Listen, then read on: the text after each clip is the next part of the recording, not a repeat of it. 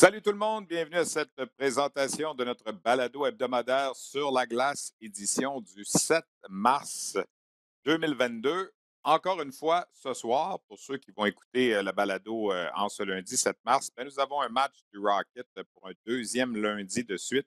On va compléter ce soir à Laval une séquence éreintante. C'est vraiment éreintant. Écoute, en tant que diffuseur, on est fatigué, nous. Alors, on imagine bien les joueurs ressentir un peu la même fatigue. 7 matchs en 11 jours, tous à domicile.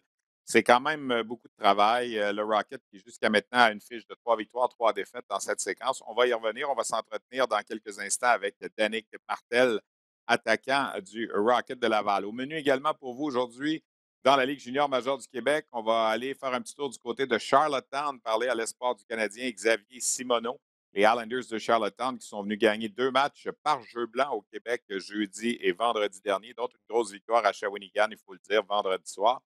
J'ai fait un brin de causette également avec l'entraîneur-chef du Titan d'Acadie Batters, Jason Clark.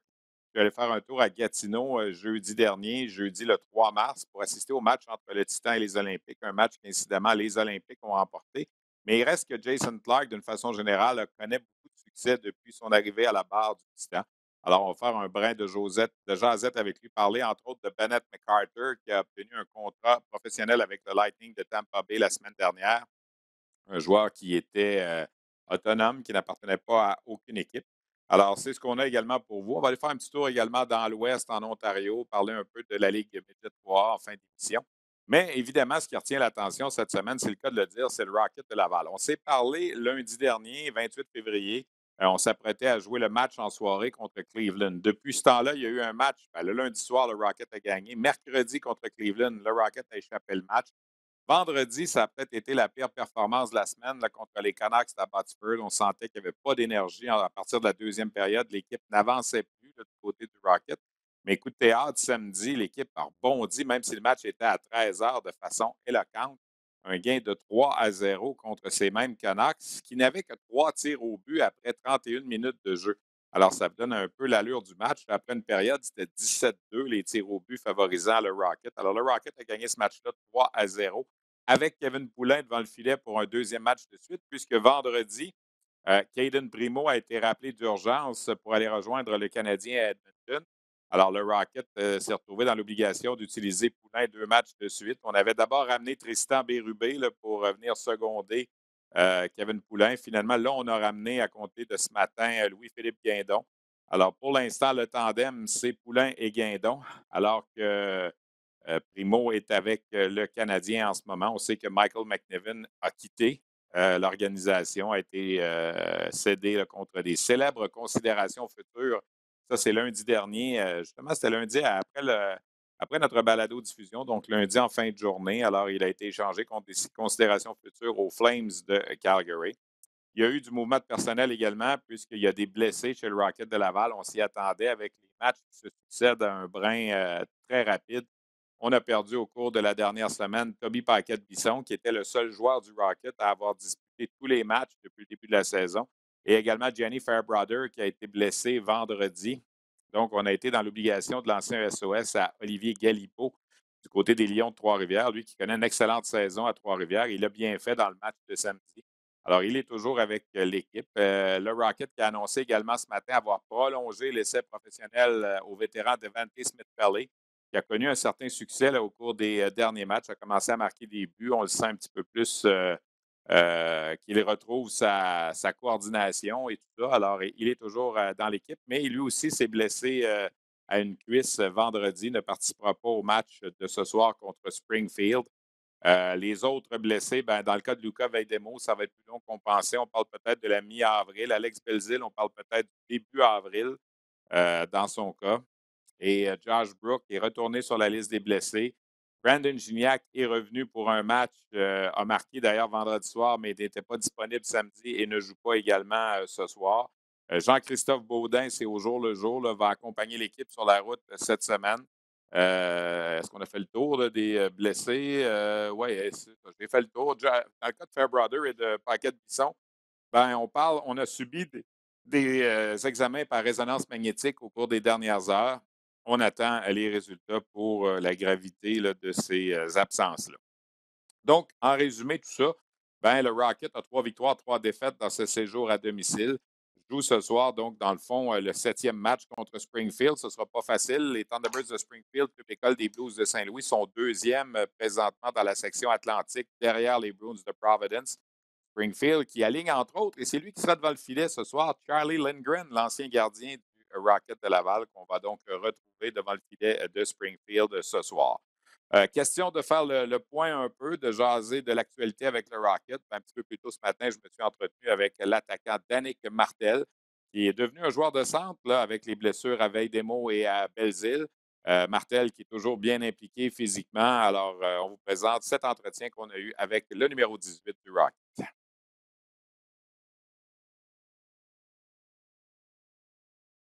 Jouer 6 matchs en 9 jours. Vendredi, on vous sentait complètement épuisé. Puis samedi, vous avez peut-être joué un des bons matchs là, qu'on a vu cette année. T'expliques ça comment? C'est sûr que c'est avec l'expérience aussi. On a quand même beaucoup de jeunes dans l'équipe. C'est une des premières fois qu'ils vont jouer autant de parties en peu de jours. Mais je pense qu'on est bien revenu samedi. En série éliminatoire, ça se peut que ça arrive, qu'on joue beaucoup de games en peu de jours. On est bien revenu la deuxième game contre une bonne équipe. Fait qu'il faut être fier de ça. Puis il faut build on parce qu'on a une autre grosse semaine qui s'en vient. C'est une bonne équipe ce soir aussi. C'est une équipe qui se maintient parmi les équipes de tête. Tu vois ça comment, la game? C'est pas une équipe qu'on a vue souvent. Vous avez joué juste une fois contre eux autres, là? Oui, exact. Je pense que c'est pour ça qu'il faut jouer notre rôle. Il faut jouer de la façon qu'on est habitué de jouer, d'amener le plus d'intensité possible. Mais c'est une équipe qu'on est capable de battre. On les a déjà rencontrés là-bas à Springfield. Mais je pense qu'on est capable de battre toutes les équipes dans la ligue quand on joue à notre façon. Fait que je faut juste le montrer à soir encore qu'on est une des meilleures équipes de la ligue. Quand tu regardes tes stats depuis le début de l'année, personnellement, es-tu satisfait ou tu pensais que ça irait plus que ça? C'est sûr que je suis déçu. Je l'ai dit depuis le début de l'année, mais en même temps, j'amène un rôle différent cette année. J'essaie d'être le meilleur leader possible. J'ai un rôle un petit peu plus défensif. Donc, je trouve que ma saison, d'une certaine façon, dans le rôle que j'ai, va quand même assez bien. Puis les buts sont à suivre, mais c'est sûr que j'amène quand même énormément d'offensives. Il faut juste que la production offensive au niveau des points là, commence à mieux s'inscrire sur la fiche de pointage. Si je t'avais dit en début de saison qu'au début du mois de mars, tu serais presque le joueur le plus puni de l'équipe, tu trouverais-tu ça? C'est-tu quelque chose que tu t'attendais ou? Ben, ça ne me surprend pas. Là. Je pense que pas mal à toutes les années, je suis quelqu'un qui a quand même pas mal de punitions, que ce soit avec des batailles, que ce soit avec des 2 minutes, mais je pense que je suis involved dans le jeu. Fait que quand il y a des scrums, c'est sûr que souvent, je suis peut-être la victime qui va sortir avec un 2 minutes, mais en même temps, ça joue dans mon rôle. J'ai tout le temps joué comme ça, puis je me suis rendu où ce que je suis comme ça. Fait que peu importe le nombre de minutes que j'ai, je vais continuer à jouer mon rôle. Le fait là, qu'on t'utilise au centre plus, c'est quelque chose qui n'était pas le cas en début de saison, là, avec les blessures à Belleville puis à Veille-des-Mots notamment. T'aimes Oui, ça? c'est pas une position que j'ai été habitué de jouer dans les dernières années. Mais en même temps, j'ai joué junior au centre. Je sais comment un peu ça fonctionne. Je suis capable de prendre des face-offs. Fait que c'est juste de jouer bien défensivement. Puis je pense que je réussis à le faire très bien depuis le début de la saison, que ce soit à l'aile gauche, à la droite ou au centre. Fait que je profite du temps de glace que j'ai présentement, puis on essaie d'amener le jeu à un autre niveau.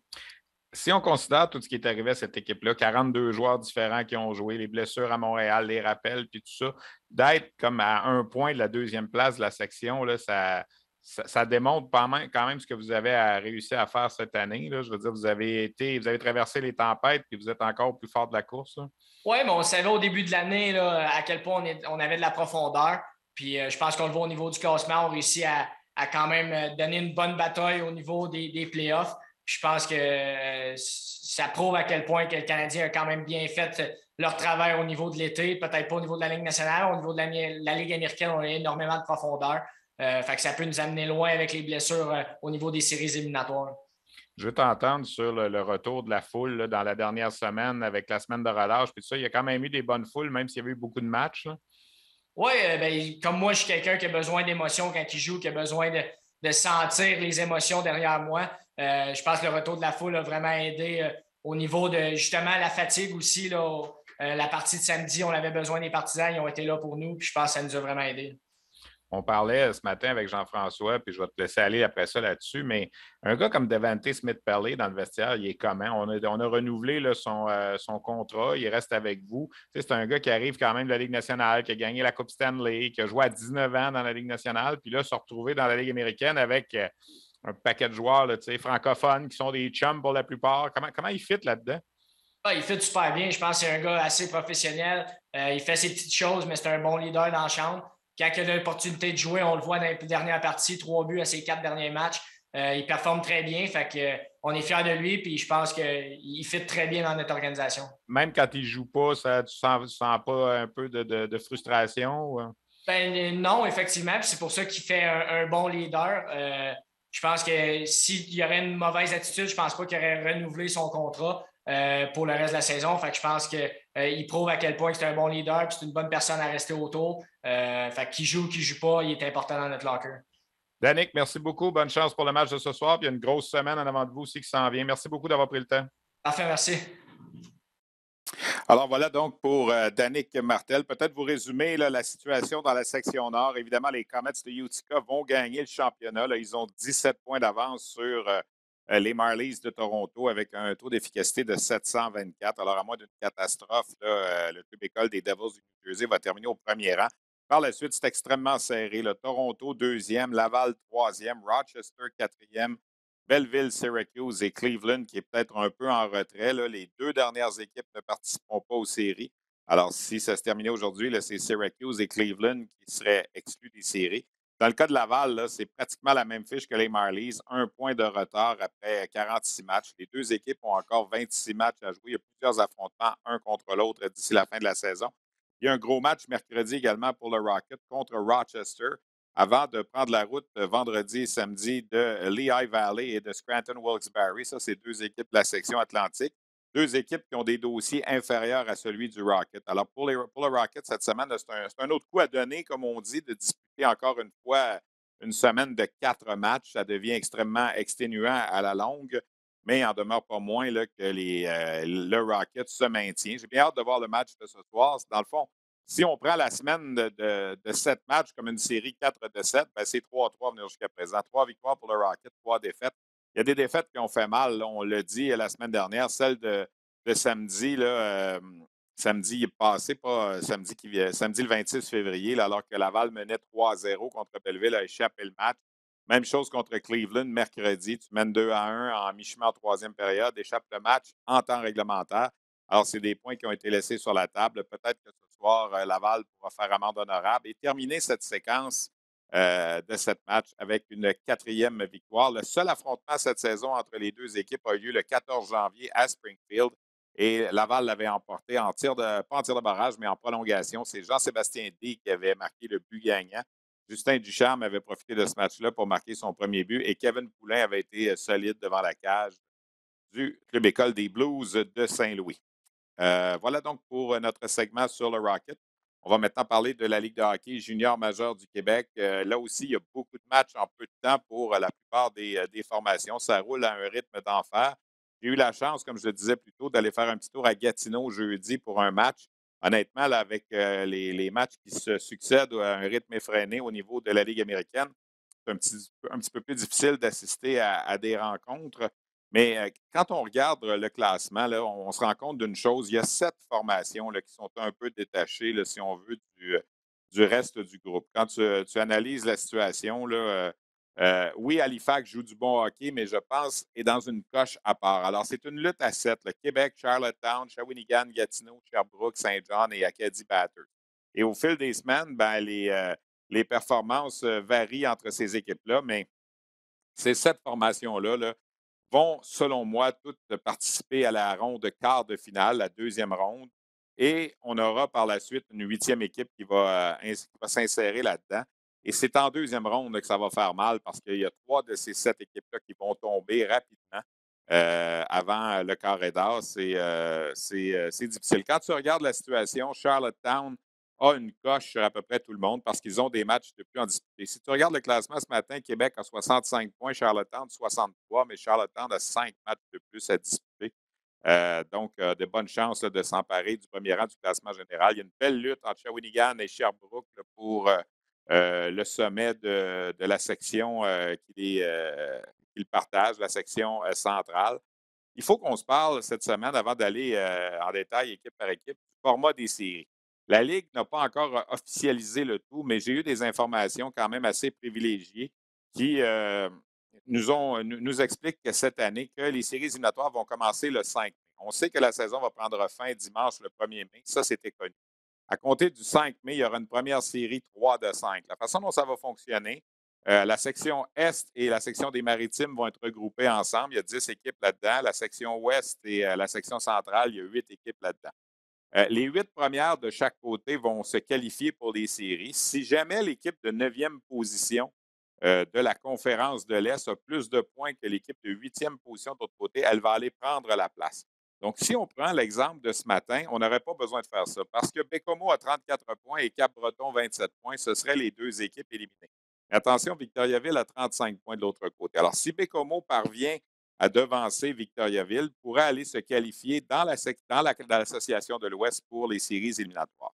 Il est important de noter, les 3 premières rondes, comme l'an passé, seront des séries 3 de 5. On n'avait pas le choix, il fallait rattraper le temps perdu. On a ajouté un mois à la saison, qui au lieu de se terminer au début avril, se termine au début mai. Mais on avait quand même perdu l'équivalent de 7 semaines. Donc, il y avait 3 semaines là, qu'on ne pouvait pas reprendre en jouant des séries 4 de 7 si on veut arriver à temps pour la Coupe Memorial.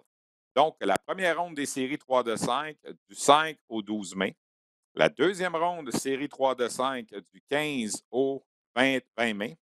La troisième ronde va s'amorcer le 25 mai. Ronde demi-finale va se terminer au plus tard le 1er juin. Et la finale de la Ligue va commencer le 4 juin, la finale de la Coupe du Président. Et si on devait se rendre à 7 matchs, bien, ça prendrait fin mercredi le 15 juin. Et le début de la Coupe Memorial a été repoussé, on le sait, au dimanche 19 juin. En fait, non, au lundi 20 juin. Donc, on aurait 4-5 jours là, pour l'équipe gagnante, advenant une série qui sera en 7 matchs. C'est comme on dit, la décision qui a été prise par les représentants de la Ligue de hockey junior majeur du Québec. On sait l'importance qu'on avait de jouer les 68 matchs de la saison. On y tenait. Alors, il semble qu'on sera en mesure de le faire. Là. On est rendu à peu près pour chaque équipe là, entre 41 et 45-46 matchs de jouer. C'est-à-dire qu'il reste plus ou moins 25-26 matchs à jouer pour chacune des formations encore en liste. Et quand on regarde ça froidement, là, ben, il reste à peu près 8 semaines pour jouer ces matchs-là. Donc, c'est dû à peu près 3 matchs par semaine jusqu'au 1er mai. Quand on regarde la situation en ce moment, les équipes qui vont très bien, bien écoute, les Islanders de Charlottetown ne dérougissent pas trop. Ils sont venus chercher 2 matchs cette semaine. Jeudi à Victoriaville, un gain de 3-0, si on pouvait s'y attendre. Mais vendredi, une grosse victoire de 1-0 contre les Cataractes. C'est dommage parce que du côté des Cataractes, il manquait des éléments importants alors que Maverick Bourque est encore blessé. Xavier Bourgault est blessé aussi. Alors, c'est 2 choix de première ronde des Cataractes qui n'étaient pas là. On a eu droit à un match extrêmement défensif. Les Islanders n'ont permis que 11 tirs au but aux Cataractes. Alors, avant de poursuivre avec les autres équipes et le constat de la semaine dans la LHMQ, j'ai fait un brin de jasette plus tôt ce matin avec Xavier Simoneau des Islanders de Charlottetown. Xavier Simoneau là, qui va très bien cette saison avec les Islanders. L'espoir du Canadien là, est au 7e rang des compteurs du circuit avec 62 points en 34 matchs. Alors, voici cet entretien avec Xavier Simoneau. Xavier, les Islanders de Charlottetown sont venus faire un voyage Hitler la semaine dernière au Québec. 2 matchs en 2 jours. Vous êtes sortis de là avec 2 blanchissages. Je pense que le match contre Shawinigan aussi, c'était peut-être une espèce de message. On avait hâte de voir peut-être une des meilleures équipes ici au Québec versus une des meilleures équipes dans les Maritimes. Ça s'est bien passé pour vous. Vous avez accordé 11 lancés seulement. Oui, je pense que c'était une partie de nos défauts qu'on avait contre Halifax. On avait accordé beaucoup de lancers puis beaucoup de scoring chances aussi. Je pense que l'entraîneur n'était pas fier de nous. On a fait beaucoup de vidéos aussi. Les gars se sont parlé aussi. C'est le fun d'aller au Québec. C'est jamais facile non plus. Puis quand tu es capable de sortir de là avec 2 blanchissages aussi, je pense que c'est le fun. Mais 2 blanchissages avec peu de lancers aussi, c'est encore plus le fun. Vous êtes en bonne position en ce moment. Là, il reste quoi, 27 matchs à jouer. Quand on regarde les points que vous avez, les matchs en main, vous êtes bien placé pour terminer premier au classement général. Est-ce que c'est quelque chose dont on parle beaucoup présentement là, dans votre vestiaire? Aucunement. C'est sûr que tu veux te placer dans le meilleur scénario possible pour les séries. Mais on est en très bonne posture présentement. On veut juste continuer de jouer de la bonne façon. Puis c'est vraiment un jeu défensif qu'on veut. Alors, on sait qu'on est une équipe qui peut scorer des buts. Mais on sait qu'en playoff, on a besoin de jouer défensivement. Donc, c'est vraiment sur ça qu'on veut contrôler. Puis en jouant de la bonne façon, je pense que les points vont être tout seuls. Puis le classement, mais ça fait que c'est juste pour l'avantage de la glace au bout de la ligne.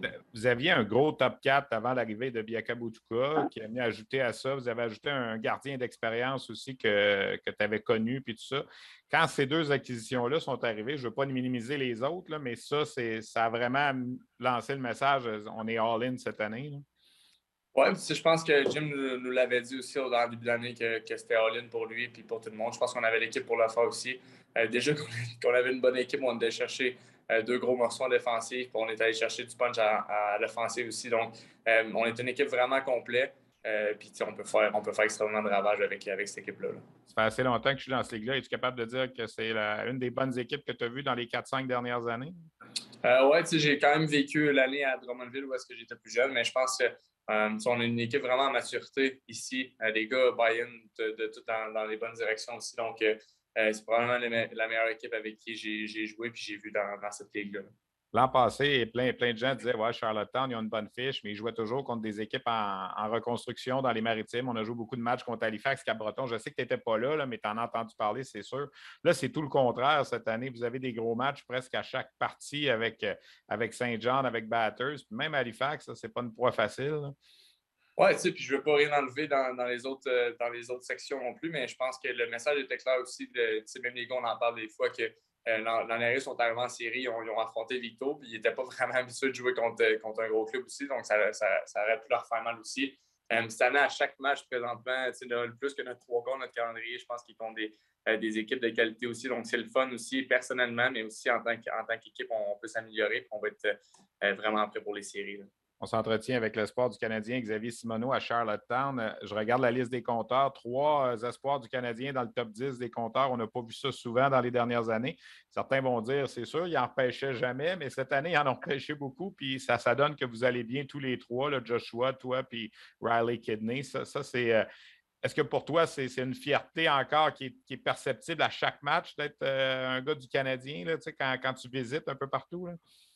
Oui, c'est sûr que c'est une fierté. Je suis content pour ces gars-là aussi. Les gars juniors, on a peut-être été oubliés dans le passé, mais on a eu notre chance. J'avais juste besoin, du côté personnel, j'avais juste besoin d'une chance. Je pense que le Canadien m'a fait une chance. C'est à moi d'aller chercher un contrat.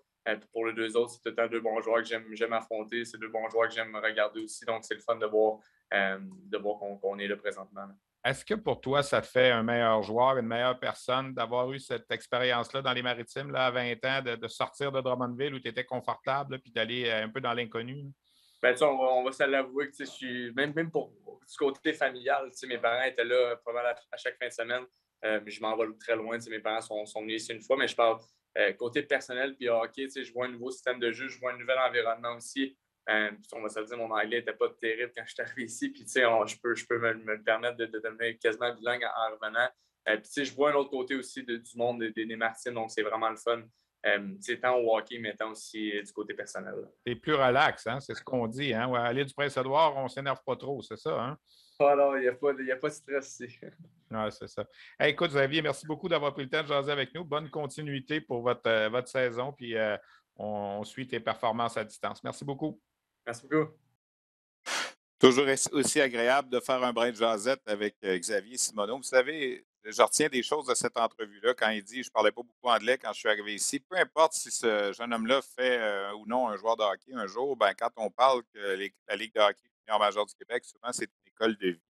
Ben, on vient d'en avoir une preuve, là, et c'est pas le seul, évidemment. Il y en a plusieurs autres là, au fil des ans qui, justement, de par une transaction qui les avait fait passer à l'époque au Cap-Breton ou à Halifax, à Moncton, ça a changé leur vie. Et je me souviens, je ne veux pas nommer le nom, là, peut-être qu'un jour, on l'aura en entrevue s'il accepte de parler, de revenir sur cette expérience, mais je me souviens d'un joueur il y a plusieurs années qui jouait pour les Remparts de Québec, qui était très confortable, et on l'échange au Cap-Breton et est en pleurs, remet en question s'il va continuer à jouer au hockey ou non, puis n'accepte pas du tout cette transaction-là qui, selon lui, l'envoie à ce moment-là au bout du monde. Et vous savez quoi? Ben, il a rencontré la femme de sa vie là-bas. Aujourd'hui, il est enseignant, il est bilingue, il demeure au Cap-Breton, dans la région là-bas. Donc, c'est une belle histoire. Ça. C'est ce genre de choses qui arrivent souvent dans la LHJMQ après ma barre. Et Dans le cas de Xavier Simoneau, là, je ne suis pas en train de dire qu'il va faire sa vie à Charlottetown, mais si le fait d'avoir passé une saison là-bas, d'avoir côtoyé un bonhomme comme Tim Holton, qui a été un entraîneur dans la Ligue nationale et qui revient de là avec l'anglais pas mal plus acquis pour la suite des choses pour lui, parce que bon, l'an prochain, il va frapper à la porte évidemment du Rocket de Laval. Il va être un peu, va suivre un peu les traces de Raphaël Harvey-Pinard. Moi, je trouve ça vraiment une très, très belle histoire. Parmi les nouvelles à surveiller, les nouvelles à retenir plutôt de la dernière semaine, il y a William Dufour des Sea Dogs de Saint-Jean. Les Sea Dogs viennent de gagner 4 matchs de suite. Ils ont marqué 32 buts en 4 matchs. Dufour en a marqué 9 de ces 32 buts-là. Il a atteint le plateau des 40 buts, William Dufour, en 42 matchs. Il est le meilleur buteur de la Ligue, 7 buts de plus que Patrick Gay des Islanders de Charlottetown. William Dufour est un espoir, un choix de 5e ronde des Islanders de New York, qui attend toujours de signer son premier contrat professionnel. Lou Lamoriello n'est pas toujours le plus rapide sur la gâchette là, pour ses jeunes espoirs, mais il a encore du temps quand même. Il a jusqu'au 1er juin pour signer son premier contrat. Je vois mal comment les Islanders ne lui offriront pas un contrat avec la saison qu'il connaît présentement. S'achemine pour devenir le premier compteur de 50 buts dans la LHJMQ depuis Alex Barré-Boulet. Ça fait quand même quelques années. Vous allez dire, bon, en 2018-19, il n'y en a pas eu. 19-20, la saison a été écourtée. Même chose l'an dernier, mais bon, il n'y a pas eu de marqueur de 50 buts dans la LHJMQ depuis Alex Barré-Boulet en 17-18. Et si on fait une règle de 3, il y a même une chance de se rendre à 60 buts. Et ça, on n'a pas vu ça encore depuis beaucoup plus longtemps. Là. Alors, ça va très bien pour William Dufour présentement, là, qui est un espoir des Islanders de New York, qui était pris en 5e ronde, qui au début, on ne savait pas trop. Et honnêtement, là, il connaît toute une saison avec les Sea Dogs de Saint John. Parmi les 10 premiers marqueurs du circuit, on a toujours les 3 espoirs du Canadien. On vient de parler à Xavier Simoneau qui est au 7e rang. Riley Kidney a grimpé au 9e rang avec le Titan. A connu un match de 5 mentions d'aide samedi à Rouyn-Noranda avec le Titan d'Acadie Batters. Et c'est toujours Joshua Roy du Phoenix de Sherbrooke qui est au premier rang avec 78 points en 40 matchs. Lui aussi un choix de 5e ronde, mais du Canadien, celui-là. Il n'a que 18 ans, Joshua Roy, contrairement à William Dufour qui en a 19. Donc, Roy sera de retour avec Sherbrooke la saison prochaine. Il y avait des gros matchs cette semaine. On a parlé du duel entre Charlottetown et Shawinigan qui a eu lieu vendredi soir au centre Gervais-Auto. Une victoire de 1-0 des Islanders. Jeudi, le Titan d'Acadie Batters était en visite face aux Olympiques à Gatineau au centre Slush Poppy. Et j'en ai profité pour aller faire un petit tour de ce côté-là et m'entretenir avec l'entraîneur-chef du Titan, Jason Clark. Malheureusement, comme il me l'a dit lui-même, il ne peut pas encore s'exprimer en français. Il espère bien être capable de le faire très prochainement. Quand il s'est amené à la barre du Titan le 2 décembre, on parlait du Titan avec une fiche de 500 cette année. Il y avait 10 victoires, 10 défaites, 2 défaites en bris d'égalité. Depuis qu'il est à la barre de l'équipe, ça fait 19 matchs. 14 victoires, 3 défaites et 2 défaites en bris d'égalité. Il y a eu une défaite hier contre Val-d'Or, 6-2, là, qui était à la fin d'un voyage. On avait joué à Drummondville, Gatineau, Rouyn-Noranda auparavant. Mais le Titan d'Acadie Batters, c'est une excellente formation. Et dans cette équipe-là, il y a Bennett McCarter qui a signé un contrat avec les le Lightning de Tampa Bay.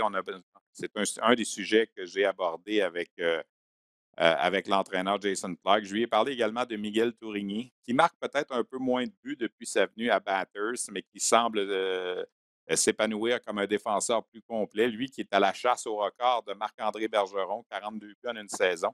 Là, il a pris du retard un peu. Il était bien parti là, à mi-chemin de la saison, mais là, comme je vous dis, il marque un petit peu moins.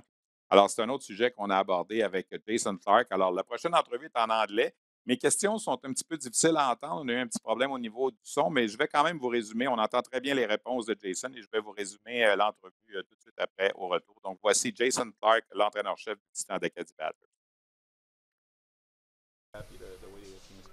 Oh yeah, I mean, like anytime you can string some wins together like we have, you mean any coach is going to be happy. But I mean, the last couple of wins, we haven't really kind of played the game the right way. Been winning with our talent, so I think tonight will be a big test for us too. We need to be able to make sure we play the game the right way against this hockey club. Was it tough for you to come over there and not really knowing the team, and you just arrived into the league last fall? So was it tough for you to go there and find out you have to go through all the teams and all in that new league?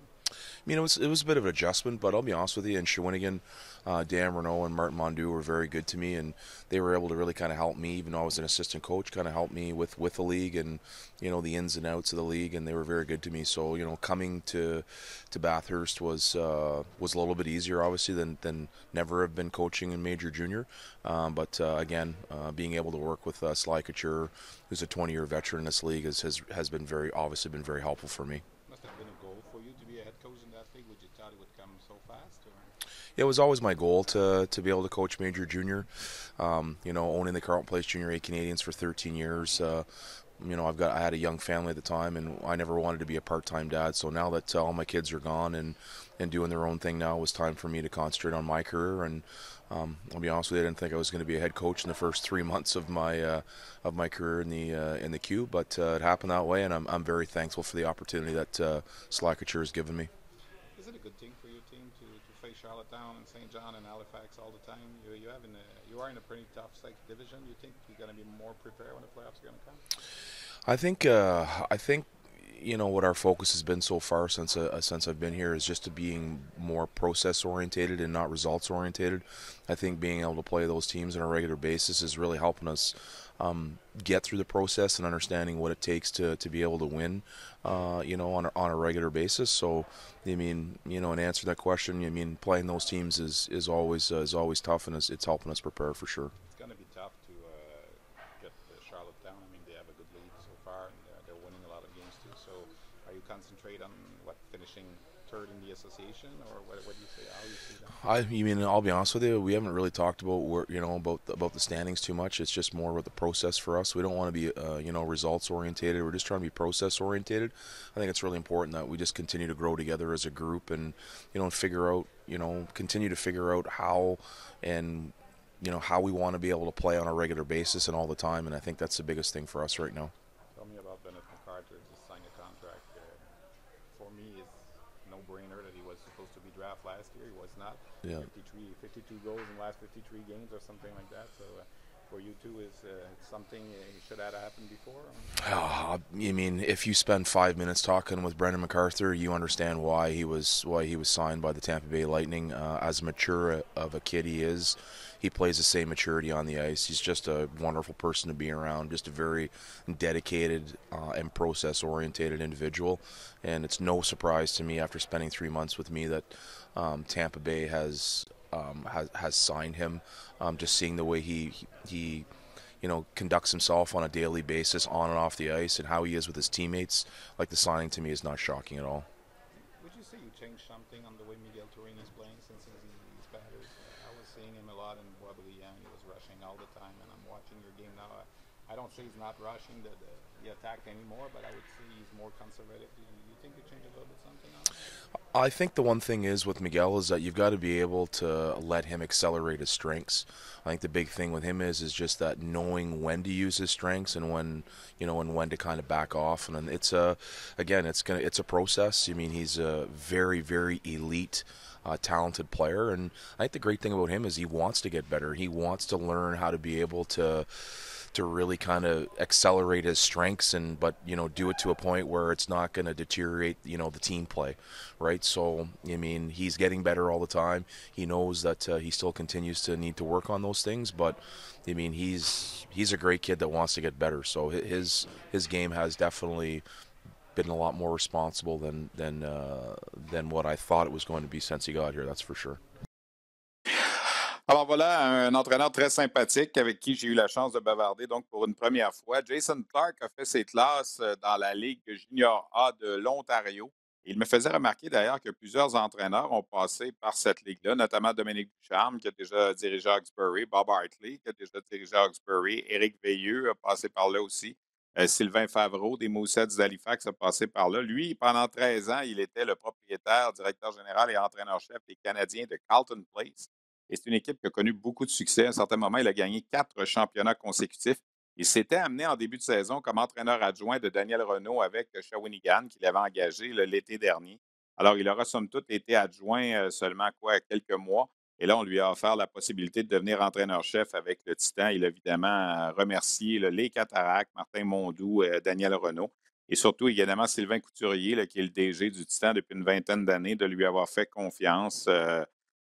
La façon dont l'équipe joue, il dit oui, on gagne des matchs, mais des fois, on gagne avec notre talent. On n'a pas nécessairement gagné avec la bonne façon de jouer. Il a beaucoup parlé de la façon de jouer qui est important.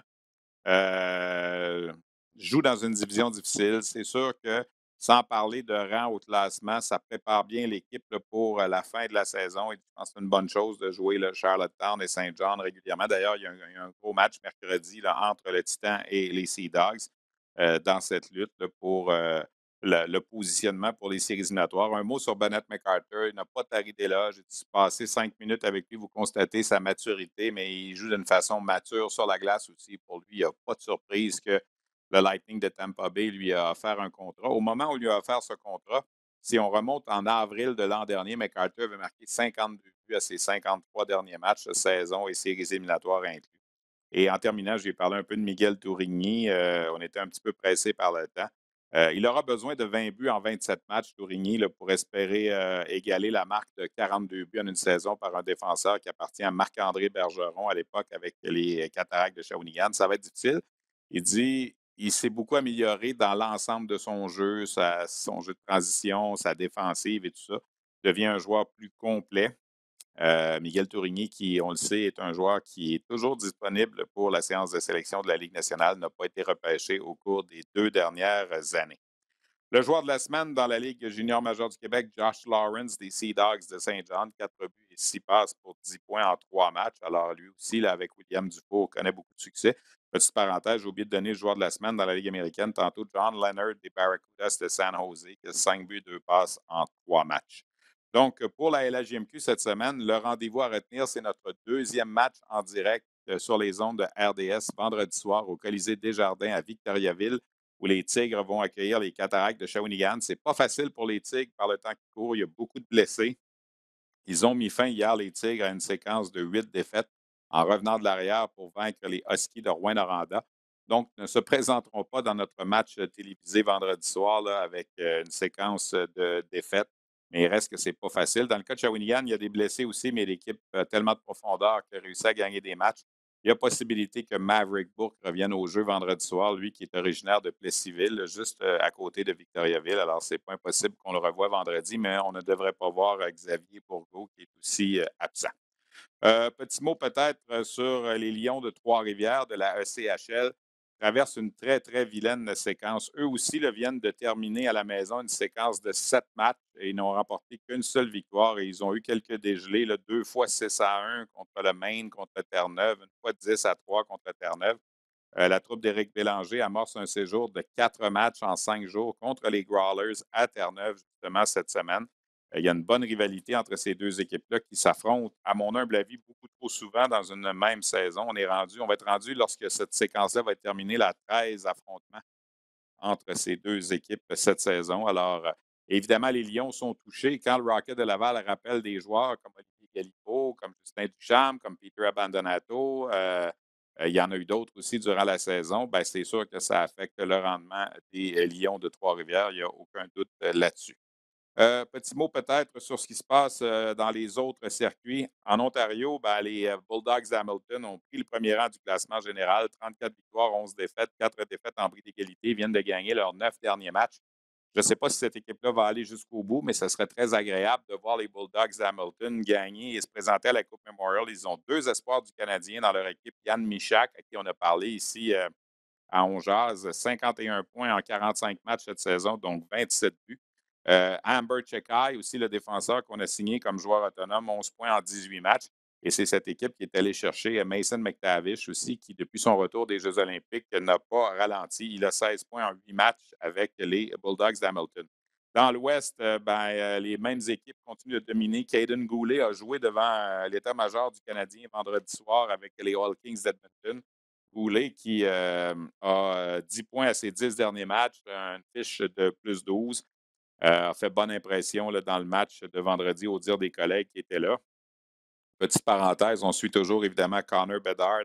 Lui, il a 31 points à ses 15 derniers matchs. Il a obtenu au moins un point à chacun de ses 15 derniers matchs. Ça ne ralentit pas trop pour Connor Bedard, qui n'a que 16 ans, faut-il le rappeler. Le championnat du monde des moins de 18 ans, on avait publié le calendrier Ça va se dérouler du 21 avril au 1er mai en Allemagne. Le calendrier était tout publié, mais là, on a retiré la Russie et le Bélarus de la compétition. Donc, on devra attendre pour savoir quels pays vont remplacer ces deux nations. J'ai été voir sur le site Internet de la Fédération internationale et là, le calendrier, il y a des petits espaces blancs à gauche, à droite, mais pour le reste de la compétition, ça tient en Allemagne du 21 avril au 1er mai. On va vous présenter entre 8 et 10 matchs de ce tournoi-là sur les ondes de RDS, évidemment, dans 6 semaines. Et c'est toujours intéressant, ce tournoi-là, parce que c'est le tournoi qui implique les espoirs pour la plupart qui sont en liste pour cette année. J'ai hâte de voir si on va être en mesure d'envoyer des joueurs de la LHJMQ à ce tournoi-là. On sait que l'an passé, on n'avait pas pu en envoyer parce que la LHJMQ était la seule des 3 ligues au Canada toujours en action. Mais quand vous regardez les dates, 21 avril au 1er mai, la saison LHJMQ ne sera pas terminée. Alors qu'en Ontario et dans l'Ouest, il y aura des équipes éliminées. Dans l'Ouest, il va y avoir 6 équipes éliminées. Dans l'Ontario, il va en avoir 4. Alors, est-ce qu'on va construire l'équipe canadienne seulement avec les joueurs de ces 10 formations-là? Est-ce que certaines équipes vont avoir déjà commencé les séries éliminatoires et vont être en mauvaise position d'aller peut-être aider le Canada? Alors, peut-être que le Canada n'aura pas sa formation numéro 1 pour ce tournoi-là qui aura lieu, je le rappelle, en Allemagne. Je discutais avec des collègues cette semaine, commence à s'informer un peu des espoirs dans le Midget 3A en vue du repêchage de la LHJMQ qui aura lieu au mois de juillet, au début juillet. Le premier compteur, incidemment, de la Ligue Midget 3A, c'est Justin Poirier, le frère de Poirier qui joue également avec les Sea Dogs de Saint-John, le défenseur. Lui, c'est un attaquant, Justin Poirier. J'ai un blanc de mémoire, moi, là. Attends un petit peu, ça n'a pas de bon sens, on ne laissera pas ça comme ça. Justin Poirier, donc des Grenadiers de Châteauguay, qui va très bien par le temps qui court. Il a 33 buts depuis le début de la saison. J'entends de bonnes choses sur lui. Alors, est-ce qu'il sera le premier joueur réclamé? On verra bien, mais c'est le frère de Jérémy Poirier. Je cherchais le prénom du défenseur des Sea Dogs de Saint-Anne, Jérémy Poirier. Alors, il est, semble-t-il, un espoir très intéressant, marque beaucoup de buts, il a 15 ans. Les Chevaliers de Lévis sont toujours au premier rang du classement général de la Ligue Métro 3 avec 27 victoires. J'entends également beaucoup de bien sur le nom du gardien de but, Gabriel Daigle, des Gaulois de Saint-Hyacinthe. Alors, au cours des prochaines semaines, on aura l'occasion de parler un petit peu plus là, des espoirs de la Ligue Midget 3 qui frappent à la porte de la Ligue de hockey junior majeur du Québec. Alors voilà, ça fait pas mal le tour de ce qu'on avait pour vous cette semaine. J'espère que ça vous a plu. Je remercie mes invités, Danick Martel du Rocket de Laval, Xavier Simoneau des Islanders de Charlottetown, Jason Clark du Titan d'Acadie Batters, à la technique, Guillaume Poliquin qui était là, à la recherche cette semaine, Christian Daou, à la coordination, Luc Dansereau et Catherine également qui nous a donné un coup de main cette semaine. Qui fait toujours de l'excellent travail. Donc, Catherine qui était avec nous là, Catherine Bourgoin qui était avec nous pour remplacer cette semaine. En mon nom personnel, donc, et en nom de toute cette équipe, je vous souhaite une excellente semaine et on se donne rendez-vous la semaine prochaine.